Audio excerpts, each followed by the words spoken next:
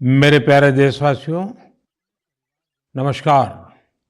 मन की बात यानी आपके साथ मिलने का एक शुभ अवसर और अपने परिवारजनों के साथ जब मिलते हैं तो वो कितना सुखद होता है, कितना संतोषदायी होता है।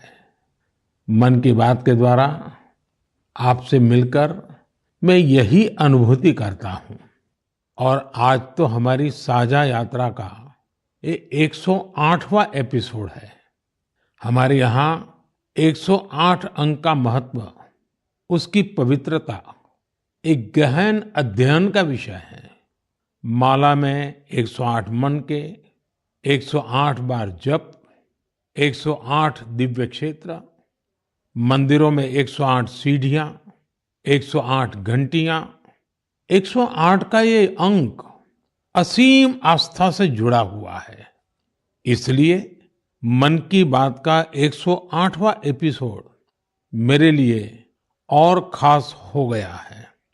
इन 108 एपिसोड्स में हमने जन भागीदारी के कितने ही उदाहरण देखे हैं, उनसे प्रेरणा पाई है। अब इस पड़ाव पर पहुंचने के बाद हमें नए सिरे से नई ऊर्जा के साथ और तेज गति से बढ़ने का संकल्प लेना है। और ये कितना सुखद संयोग है कि कल का सूर्योदय 2024 का प्रथम सूर्योदय होगा। हम वर्ष 2024 में प्रवेश कर चुके होंगे। आप सभी को 2024 की बहुत बहुत शुभकामनाएं। साथियों, मन की बात सुनने वाले कई लोगों ने मुझे पत्र लिखकर अपने यादगार पल साझा किए हैं। ये 140 करोड़ भारतीयों की ताकत है कि इस वर्ष हमारे देश ने कई विशेष उपलब्धियां हासिल की है। इसी साल नारी शक्ति वंदन अधिनियम पास हुआ, जिसकी प्रतीक्षा बरसों से थी। बहुत सारे लोगों ने पत्र लिखकर भारत के 5वीं सबसे बड़ी अर्थव्यवस्था बनने पर खुशी जाहिर की। अनेक लोगों ने मुझे G20 समिट की सफलता याद दिलाई। साथियों, आज भारत का कोना कोना आत्मविश्वास से भरा हुआ है। विकसित भारत की भावना से, आत्मनिर्भरता की भावना से ओतप्रोत है। 2024 में भी हमें इसी भावना और मोमेंटम को बनाए रखना है। दिवाली पर रिकॉर्ड कारोबार ने ये साबित किया कि हर भारतीय वोकल फॉर लोकल के मंत्र को महत्व दे रहा है। साथियों, आज भी कई लोग मुझे चंद्रयान-3 की सफलता को लेकर संदेश भेजते रहे हैं।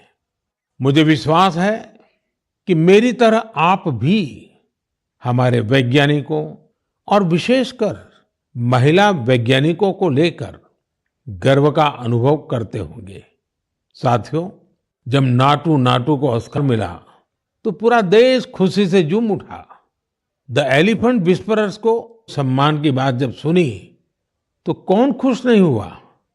इनके माध्यम से दुनिया ने भारत की क्रिएटिविटी को देखा और पर्यावरण के साथ हमारे जुड़ाव को समझा।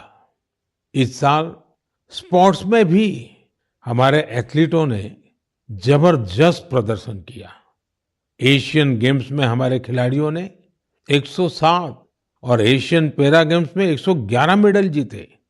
क्रिकेट वर्ल्ड कप में भारतीय खिलाड़ियों ने अपने प्रदर्शन से सबका दिल जीत लिया। अंडर 19 T20 वर्ल्ड कप में हमारी महिला क्रिकेट टीम की जीत बहुत प्रेरित करने वाली है। कई खेलों में खिलाड़ियों की उपलब्धियों ने देश का नाम बढ़ाया। अब 2024 में पेरिस ओलंपिक का आयोजन होगा, जिसके लिए पूरा देश अपने खिलाड़ियों का हौसला बढ़ा रहा है। साथियों, जब भी हमने मिलकर प्रयास किया, हमारे देश की विकास यात्रा पर बहुत सकारात्मक प्रभाव हुआ। हमने आजादी का अमृत महोत्सव और मेरी माटी मेरा देश ऐसे सफल अभियान का अनुभव किया। इसमें करोड़ों लोगों की भागीदारी के हम सब साक्षी हैं।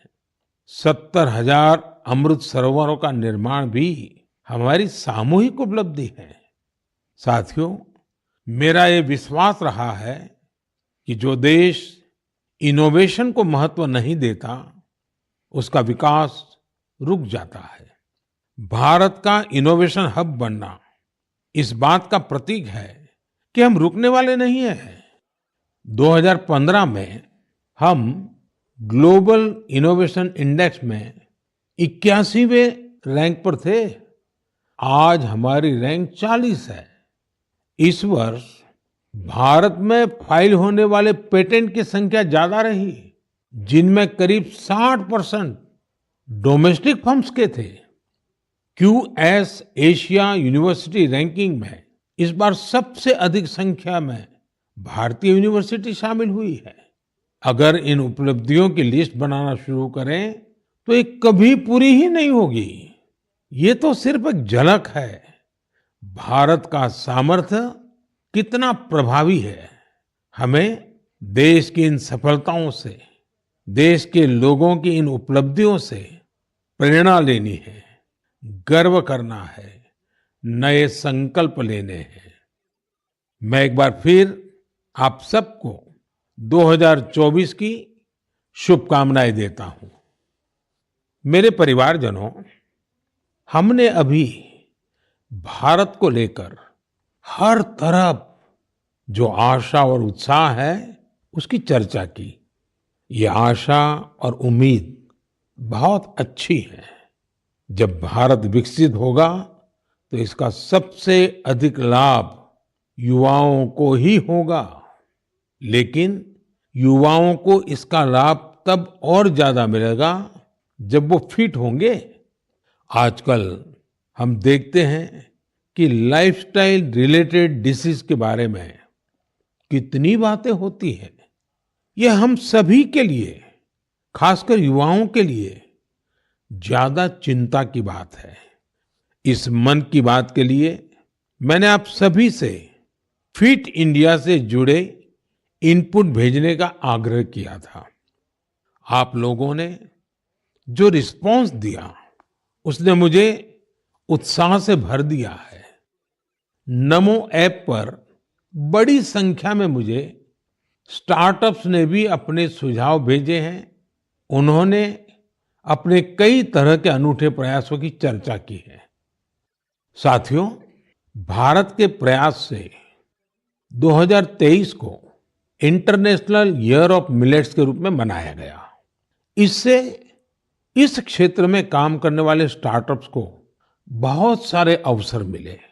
इनमें लखनऊ से शुरू हुए किरोज फूड्स, प्रयागराज के ग्रैंडमा मिलेट्स और न्यूट्रास्यूटिकल रिच ऑर्गेनिक इंडिया जैसे कई स्टार्टअप शामिल हैं।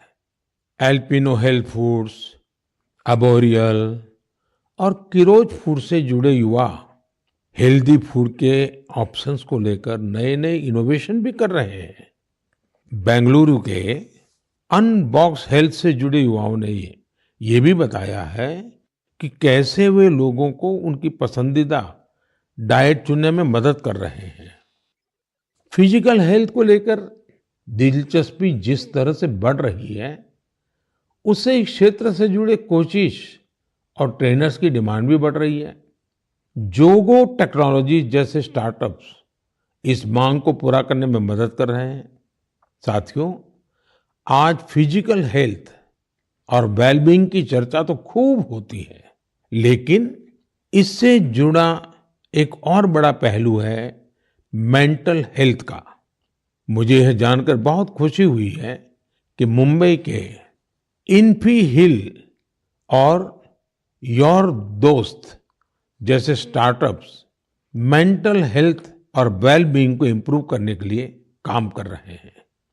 इतना ही नहीं, आज इसके लिए आर्टिफिशियल इंटेलिजेंस जैसी टेक्नोलॉजी का इस्तेमाल भी किया जा रहा है। साथियों, मैं यहाँ कुछ ही स्टार्टअप्स का नाम ले सकता हूँ क्योंकि लिस्ट बहुत लंबी है। मैं आप सभी से आग्रह करूंगा कि फिट इंडिया के सपने को साकार करने की दिशा में इनोवेटिव हेल्थ केयर स्टार्टअप्स के बारे में मुझे जरूर लिखते रहें।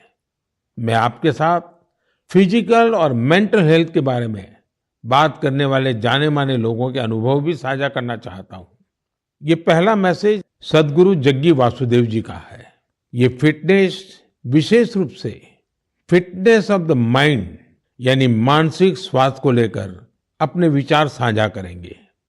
इस मन की बात में मन के स्वास्थ्य पर बात करना हमारा सौभाग्य है।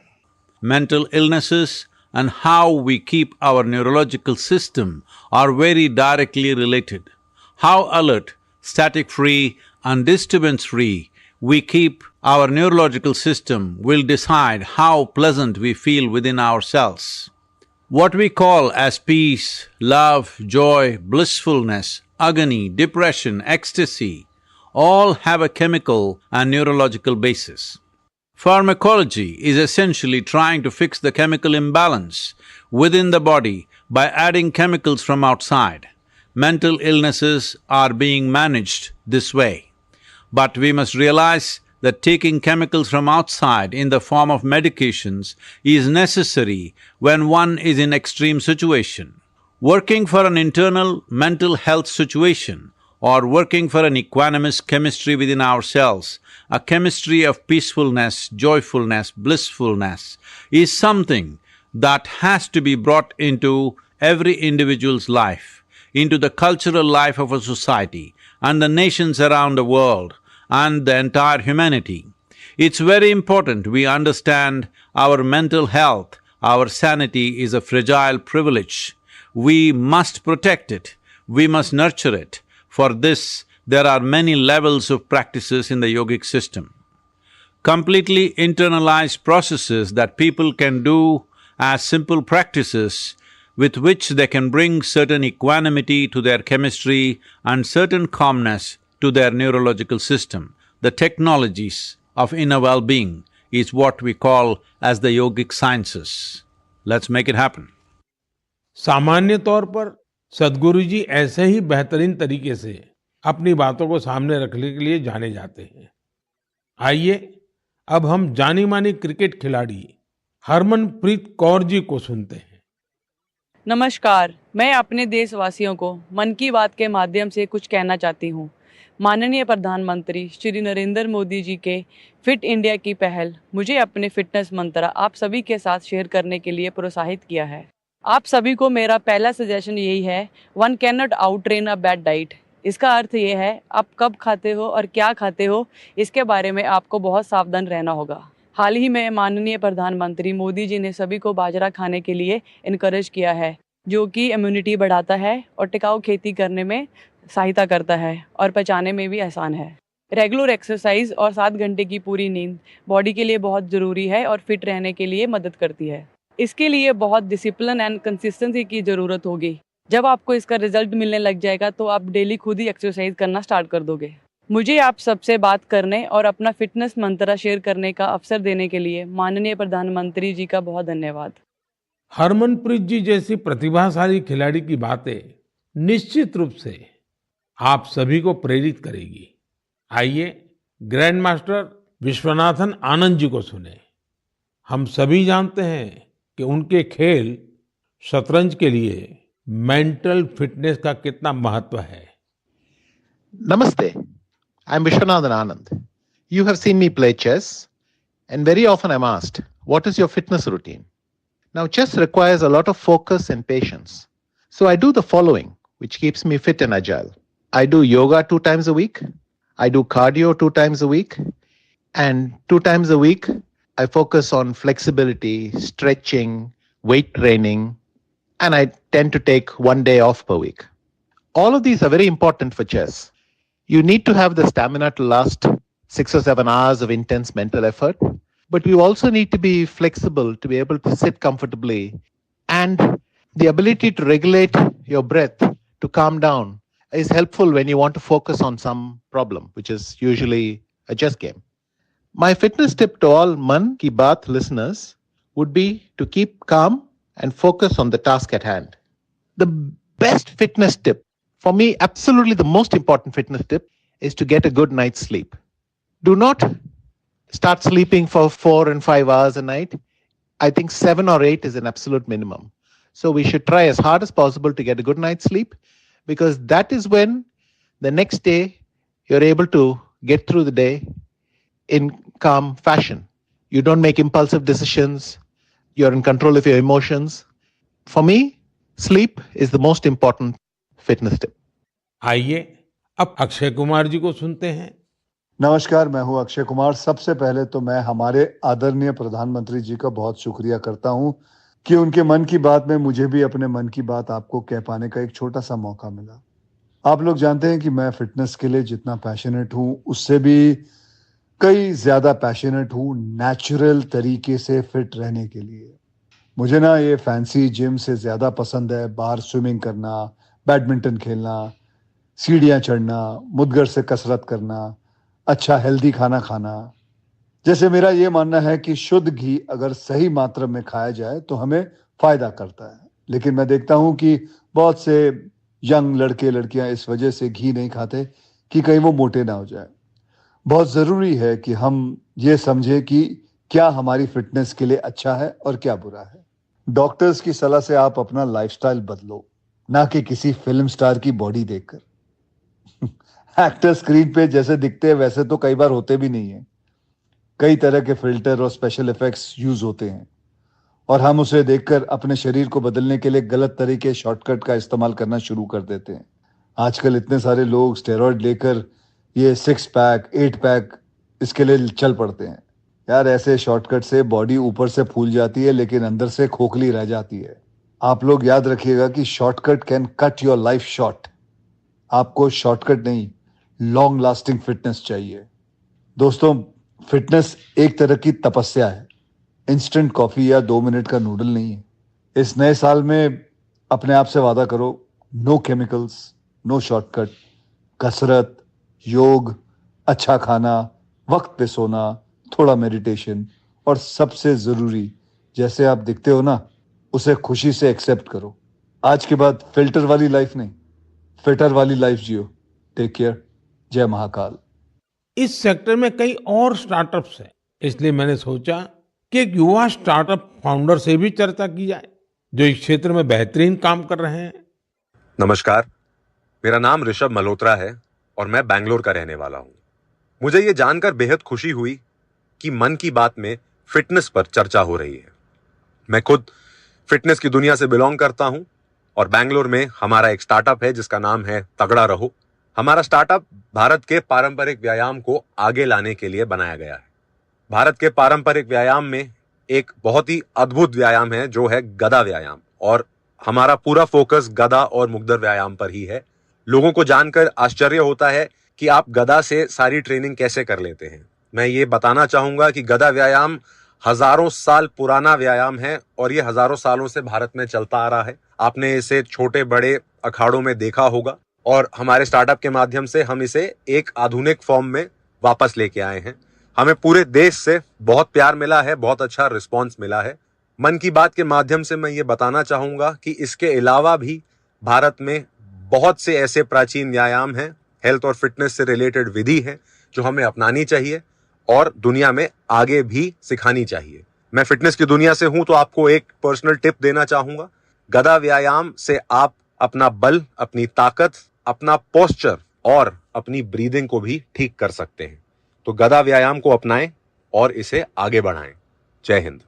साथियों, हर किसी ने अपने विचार रखे हैं, लेकिन सबका एक ही मंत्र है, हेल्दी रहें, फिट रहें। 2024 की शुरुआत करने के लिए आपके पास अपनी फिटनेस से बड़ा संकल्प और क्या होगा। मेरे परिवारजनों, कुछ दिन पहले काशी में एक एक्सपेरिमेंट हुआ था जिसे मैं मन की बात के श्रोताओं को जरूर बताना चाहता हूं। आप जानते हैं कि काशी तमिल संगमम में हिस्सा लेने के लिए हजारों लोग तमिलनाडु से काशी पहुंचे थे। वहां मैंने उन लोगों से संवाद के लिए artificial intelligence AI tool Bhashini का सार्वजनिक रूप से पहली बार उपयोग किया। मैं मंच से हिंदी में संबोधन कर रहा था, लेकिन एआई टूल भाषिणी की वजह से वहां मौजूद तमिलनाडु के लोगों को मेरा वही संबोधन उसी समय तमिल भाषा में सुनाई दे रहा था। काशी तमिल संगमम में आए लोग इस प्रयोग से बहुत उत्साहित दिखे। वो दिन दूर नहीं जब किसी एक भाषा में संबोधन हुआ करेगा और जनता रियल टाइम में उसी भाषण को अपनी भाषा में सुना करेगी। ऐसा ही फिल्मों के साथ भी होगा।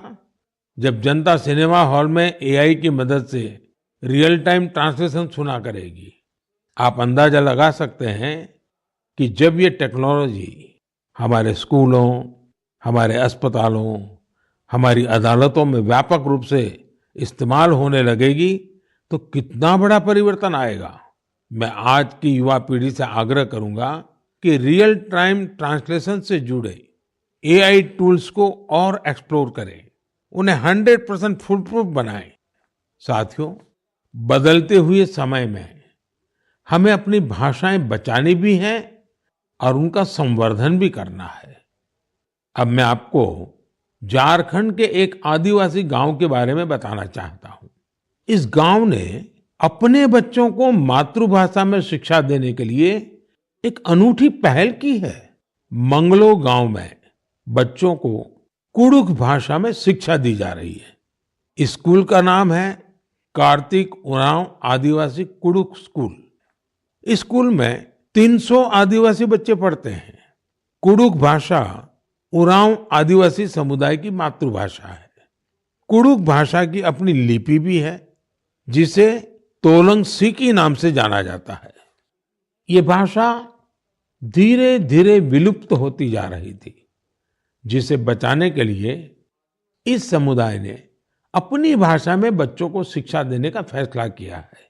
इस स्कूल को शुरू करने वाले अरविंद उरांव कहते हैं कि आदिवासी बच्चों को अंग्रेजी भाषा में दिक्कत आती थी, इसलिए उन्होंने गांव के बच्चों को अपनी मातृभाषा में पढ़ाना शुरू कर दिया। उनके इस प्रयास से बेहतर परिणाम मिलने लगे तो गांव वाले भी उनके साथ जुड़ गए। अपनी भाषा में पढ़ाई की वजह से बच्चों के सीखने की गति भी तेज हो गई है। हमारे देश में कई बच्चे भाषा की मुश्किलों की वजह से पढ़ाई बीच में ही छोड़ देते थे। ऐसी परेशानियों को दूर करने में नई राष्ट्रीय शिक्षा नीति से भी मदद मिल रही है। हमारा प्रयास है कि भाषा किसी भी बच्चे की शिक्षा और प्रगति में बाधा नहीं बननी चाहिए। साथियों, हमारी भारत भूमि को हर कालखंड में देश की विलक्षण बेटियों ने गौरव से भर दिया है। सावित्रीबाई फुले जी और रानी वेलु नाचियार जी देश की ऐसी ही दो विभूतियां हैं। उनका व्यक्तित्व ऐसे प्रकाश स्तंभ की तरह है जो हर युग में नारी शक्ति को आगे बढ़ाने का मार्ग दिखाता रहेगा। आज से कुछ ही दिनों बाद 3 जनवरी को हम सभी इन दोनों की जन्म जयंती मनाएंगे। सावित्रीबाई फुले जी का नाम आते ही सबसे पहले शिक्षा और समाज सुधार के क्षेत्र में उनका योगदान हमारे सामने आता है।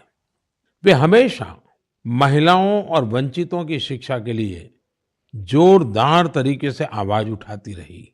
वे अपने समय से बहुत आगे थी और उन गलत प्रथाओं के विरोध में हमेशा मुखर रही। शिक्षा से समाज के सशक्तिकरण पर उनका गहरा विश्वास था। महात्मा फुले जी के साथ मिलकर उन्होंने बेटियों के लिए कई स्कूल शुरू किए। उनकी कविताएं लोगों में जागरूकता बढ़ाने और आत्मविश्वास भरने वाली होती थी। लोगों से हमेशा उनका यह आग्रह रहा कि वे जरूरत में एक दूसरे की मदद करें और प्रकृति के साथ भी समरसता से रहें। वे कितनी दयालु थी, इसे शब्दों में नहीं समेटा जा सकता। जब महाराष्ट्र में अकाल पड़ा तो सावित्रीबाई और महात्मा फुले ने जरूरतमंदों की मदद के लिए अपने घरों के दरवाजे खोल दिए। सामाजिक न्याय का ऐसा उदाहरण विरले ही देखने को मिलता है। जब वहां प्लेग का भय व्याप्त था तो उन्होंने खुद को लोगों की सेवा में झोंक दिया। इस दौरान वे खुद इस बीमारी की चपेट में आ गई। मानवता को समर्पित उनका जीवन आज भी हम सभी को प्रेरित कर रहा है। साथियों, विदेशी शासन के खिलाफ संघर्ष करने वाली देश की कई महान विभूतियों में से एक नाम रानी वेलु नाचियार का भी है। तमिलनाडु के मेरे भाई बहन आज भी उन्हें वीरा मंगई यानी वीर नारी के नाम से याद करते हैं। अंग्रेजों के खिलाफ रानी वेलु नाचियार जिस बहादुरी से लड़ी और जो पराक्रम दिखाया वो बहुत ही प्रेरित करने वाला है। अंग्रेजों ने शिवगंगा साम्राज्य पर हमले के दौरान उनके पति की हत्या कर दी थी, जो वहां के राजा थे। रानी वेलु नाचियार और उनकी बेटी किसी तरह दुश्मनों से बच निकली थी। वे संगठन बनाने और मरूद ब्रदर्स यानी अपने कमांडरों के साथ सेना तैयार करने में कई सालों तक जुटी रही। उन्होंने पूरी तैयारी के साथ अंग्रेजों के खिलाफ युद्ध शुरू किया और बहुत ही हिम्मत और संकल्प शक्ति के साथ लड़ाई लड़ी। रानी वेलु नाचियार का नाम उन लोगों में शामिल है जिन्होंने अपनी सेना में पहली बार ऑल विमेन ग्रुप बनाया था। मैं इन दोनों वीरांगनाओं को श्रद्धा सुमन अर्पित करता हूं। मेरे परिवारजनों, गुजरात में डायरा की परंपरा है। रात भर हजारों लोग डायरा में शामिल होकर के मनोरंजन के साथ ज्ञान को अर्जित करते हैं। इस डायरा में लोक संगीत, लोक साहित्य और हास्य की त्रिवेणी हर किसी के मन को आनंद से भर देती है। इस डायरा के एक प्रसिद्ध कलाकार है भाई जगदीश त्रिवेदी जी। हास्य कलाकार के रूप में भाई जगदीश त्रिवेदी जी ने 30 साल से भी ज्यादा समय से अपना प्रभाव जमा रखा है। हाल ही में भाई जगदीश त्रिवेदी जी का मुझे एक पत्र मिला और साथ में उन्होंने अपनी एक किताब भी भेजी है। किताब का नाम है social audit of social service. एक किताब बड़ी अनूठी है। इसमें हिसाब किताब है। ये किताब एक तरह की बैलेंस शीट है। पिछले 6 सालों में भाई जगदीश त्रिवेदी जी को किस किस कार्यक्रम से कितनी आय हुई और वो कहाँ कहाँ खर्च हुआ, इसका पूरा लेखा जोखा किताब में है। ये बैलेंस शीट इसलिए अनोखी है क्योंकि उन्होंने अपनी पूरी आय, एक एक रुपया समाज के लिए, स्कूल, हॉस्पिटल, लाइब्रेरी, दिव्यांगजनों से जुड़ी संस्थाओं, समाज सेवा में खर्च कर दिया। पूरे 6 साल का हिसाब है। जैसे किताब में एक स्थान पर लिखा है 2022 में उनको अपने कार्यक्रमों से आय हुई 2,35,79,674 रुपये और उन्होंने स्कूल, हॉस्पिटल, लाइब्रेरी पर खर्च किए 2,35,79,674 रुपये। उन्होंने 1 रुपया भी अपने पास नहीं रखा। दरअसल इसके पीछे भी एक दिलचस्प वाकया है।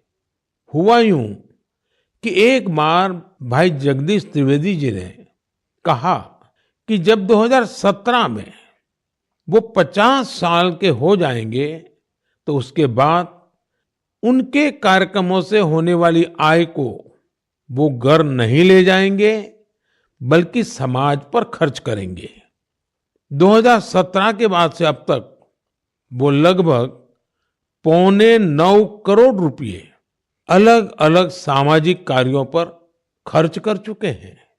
एक हास्य कलाकार अपनी बातों से हर किसी को हंसने के लिए मजबूर कर देता है, लेकिन वो भीतर कितनी संवेदनाओं को जीता है, ये भाई जगदीश त्रिवेदी जी के जीवन से पता चलता है। आपको ये जानकर हैरानी होगी कि उनके पास पीएचडी की 3 डिग्रियां भी है। वो 75 किताबें लिख चुके हैं, जिनमें से कई पुस्तकों को सम्मान भी मिला है। उन्हें सामाजिक कार्यों के लिए भी कई पुरस्कारों से सम्मानित किया जा चुका है। मैं भाई जगदीश त्रिवेदी जी को उनके सामाजिक कार्यों के लिए बहुत बहुत शुभकामनाएं देता हूं। मेरे परिवारजनों, अयोध्या में राम मंदिर को लेकर पूरे देश में उत्साह है, उमंग है। लोग अपनी भावनाओं को अलग अलग तरह से व्यक्त कर रहे हैं। आपने देखा होगा, बीते कुछ दिनों में श्री राम और अयोध्या को लेकर कई सारे नए गीत, नए भजन बनाए गए हैं। बहुत से लोग नई कविताएं भी लिख रहे हैं। इसमें बड़े बड़े अनुभवी कलाकार भी हैं, तो नए उभरते युवा साथियों ने भी मन को मोह लेने वाले भजनों की रचना की है। कुछ गीतों और भजनों को तो मैंने भी अपने सोशल मीडिया पर शेयर किया है। ऐसा लगता है कि कला जगत अपनी अनूठी शैली में इस ऐतिहासिक क्षण का सहभागी बन रहा है। मेरे मन में एक बात आ रही है कि क्या हम सभी लोग ऐसी सारी रचनाओं को एक कॉमन हैशटैग के साथ शेयर करें। मेरा आपसे अनुरोध है कि हैशटैग श्री राम भजन के साथ आप अपनी रचनाओं को सोशल मीडिया पर शेयर करें। ये संकलन भावों का, भक्ति का ऐसा प्रवाह बनेगा जिसमें हर कोई राममय हो जाएगा। मेरे प्यारे देशवासियों, आज मन की बात में मेरे साथ बस इतना ही। 2024 अब कुछ ही घंटे दूर है। भारत की उपलब्धियां हर भारतवासी की उपलब्धि है। हमें पंच प्राणों का ध्यान रखते हुए भारत के विकास के लिए निरंतर जुटे रहना है। हम कोई भी काम करें, कोई भी फैसला ले, हमारी सबसे पहली कसौटी यही होनी चाहिए कि इससे देश को क्या मिलेगा, इससे देश का क्या लाभ होगा। राष्ट्र प्रथम, नेशन फर्स्ट, इससे बड़ा कोई मंत्र नहीं। इसी मंत्र पर चलते हुए हम भारतीय अपने देश को विकसित बनाएंगे, आत्मनिर्भर बनाएंगे। आप सभी 2024 में सफलताओं की नई ऊंचाई पर पहुंचे। आप सभी स्वस्थ रहें, फिट रहें, खूब आनंद से रहें, मेरी यही प्रार्थना है। 2024 में हम फिर एक बार देश के लोगों की नई उपलब्धियों पर चर्चा करेंगे। बहुत बहुत धन्यवाद।